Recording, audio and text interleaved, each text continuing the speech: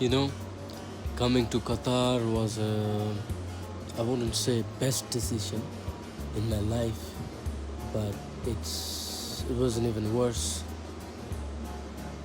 But looking back in my previous life, where I could be a politician, I could be billionaires within years by doing corruption and stuff.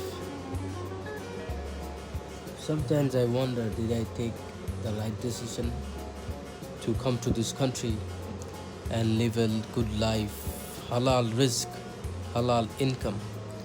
Yet I'm sitting inside a room talking to you guys, looking for a job in Qatar.